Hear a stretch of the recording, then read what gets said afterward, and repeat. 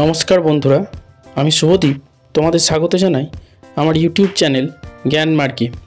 এই ভিডিওতে আমরা রায় ও মার্টিন প্রশ্নবিচিত্রা 2025 থেকে ষষ্ঠ শ্রেণীর পরিবেশ বিষয়ের প্রথম পর্যায়ক্রমিক মূল্যায়নের দ্বিতীয় বিদ্যালয় অর্থাৎ হলদিয়া গভর্নমেন্ট স্পন্সার্ড বিবেকানন্দ বিদ্যাভবন স্কুলের প্রদত্ত প্রশ্নপত্রটির সমাধান নিয়ে আলোচনা করব।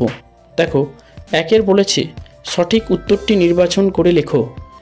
একের এক, যে সকল প্রাণী লতা পাতা ঘাস ফল খেয়ে বেঁচে থাকে তারা হলো, এটা হবে অপশন বি তৃণভোজী। একের দুই, প্রদত্ত কোন ঘটনাটি অনভিপ্রেত ঘটনা, এটা হবে অপশন বি ভূমিকম্প। একের তিন, প্রদত্ত কোনটি একটি যৌগিক পদার্থ, এটা হবে অপশন সি পাথুরে চুন। একের চার, অ্যাজোলা পানা বাতাসের যে গ্যাসটিকে আবদ্ধ করে সেটি হলো, এটা হবে অপশন বি নাইট্রোজেন।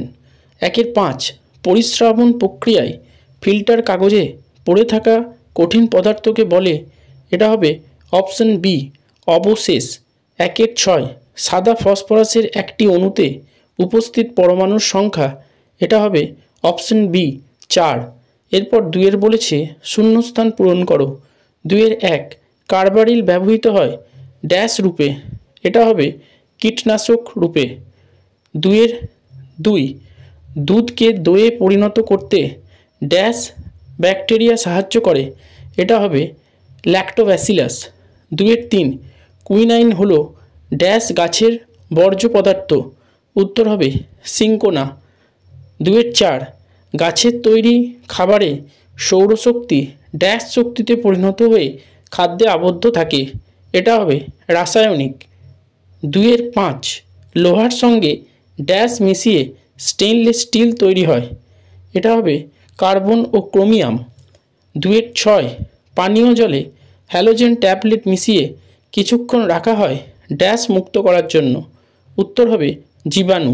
এরপর তিনের দাগেরগুলো বলেছে বাম স্তম্ভের সঙ্গে ডান স্তম্ভ মেলাও। তিনের এক, চাল ফুটিয়ে ভাত তৈরি, এটা হবে অপশন ডি রাসায়নিক পরিবর্তন। দুই, কয়লা সৃষ্টি, এটা হবে অপশন সি মন্থর ঘটনা। তিন, লিপ ইয়ার, এটা হবে অপশন এ পর্যাবৃত্ত ঘটনা। চার, রজন, এটা হবে অপশন ই পালিশ। পাঁচ, স্বর্ণলতা, এটা হবে অপশন এফ পরজীবী। ছয়, আর্জেন্টাম, এটা হবে অপশন বি সিলভার। এরপর চারের দাগেরগুলো বলেছে নিম্নলিখিত প্রশ্নগুলির উত্তর দাও। চারের এক বলেছে উদ্ভিদরা প্রাণীদের উপর কিভাবে নির্ভরশীল, দুটি উদাহরণ দ্বারা বুঝিয়ে লেখো। দেখো, উত্তর হবে এক, প্রাণীদের শ্বসনে উৎপন্ন কার্বন ডাই অক্সাইড উদ্ভিদ সালোক সংশ্লেষ প্রক্রিয়ায় খাদ্য তৈরি করতে ব্যবহার করে। দুই, প্রাণীজাত বর্জ্য পদার্থ এবং মৃত প্রাণীর দেহ বিভাজিত হয়ে মাটিতে হিউমাস যুক্ত করে, যা থেকে উদ্ভিদেরা বৃদ্ধির জন্য প্রয়োজনীয় পুষ্টিমৌল লাভ করে।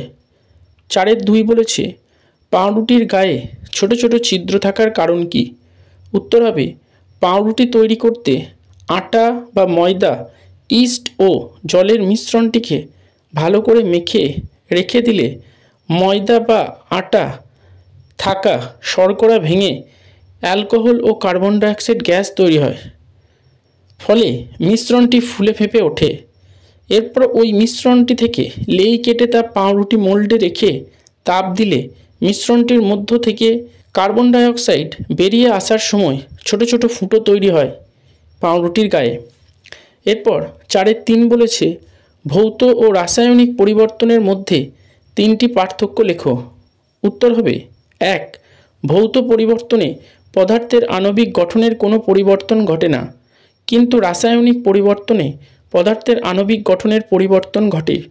দুই, ভৌত পরিবর্তনের ক্ষেত্রে পরিবর্তনের কারণটা সরিয়ে নিলে মূল পদার্থটা ফিরে পাওয়া যায়, কিন্তু রাসায়নিক পরিবর্তনের ক্ষেত্রে পরিবর্তনের কারণটা সরিয়ে নিলে মূল পদার্থটা আর ফিরে পাওয়া যায় না।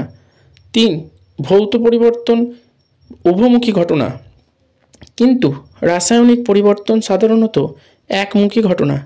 এরপর চারের চার বলেছে বন্য পশুর মৃত্যুর প্রাকৃতিক ও মনুষ্যসৃষ্ট কারণ বর্ণনা করো। উত্তর হবে প্রাকৃতিক কারণ। 1.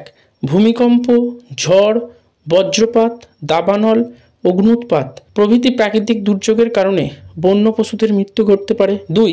বার্ধক্য এবং রোগের প্রভাবেও তাদের মৃত্যু ঘটতে পারে। 3 নম্বর, আন্তঃপ্রজাতির সংগ্রামের কারণে তাদের মৃত্যু ঘটে। আর মনুষ্য সৃষ্ট কারণ হলো 1. নির্বিচারে পশু হত্যা ও চোরা শিকার, আর 2. বনভূমি ধ্বংসের কারণে বন্য পশুদের বাস্তুতন্ত্র নষ্ট এবং খাদ্য সংকট ঘটছে, তার কারণে বন্য পশুদের মৃত্যু ঘটছে। এরপর 4.5 বলেছে জলকে যৌগ বলে কেন, তার সপক্ষে যুক্তি দাও। উত্তর হবে জলের একটি অণু 2টি হাইড্রোজেন পরমাণু এবং 1টি অক্সিজেন পরমাণু দ্বারা গঠিত, তাই জলকে যৌগ বলে।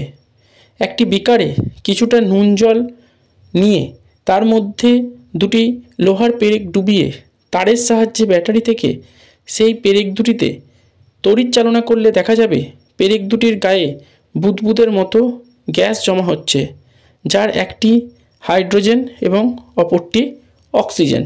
এরপর 4.6 বলেছে সাধারণ লবণ ও বালির মিশ্রণ থেকে তাদের পৃথক করবে কিভাবে।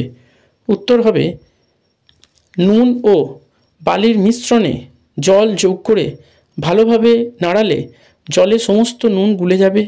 এরপর সূক্ষ্ম ছাঁকনি দিয়ে মিশ্রণটিকে ছেঁকে নিলে সমস্ত বালুকণা ছাঁকনিতে পড়ে থাকবে এবং অন্য পাত্রে নুন গোলা জল পাওয়া যাবে।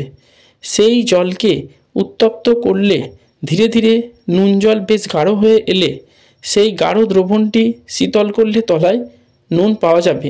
এই ভিডিওটা দেখে উপকৃত হলে অবশ্যই একটি লাইক, কমেন্ট এবং শেয়ার করবে, আর বন্ধুদের সাথে ভিডিওটা শেয়ার করবে।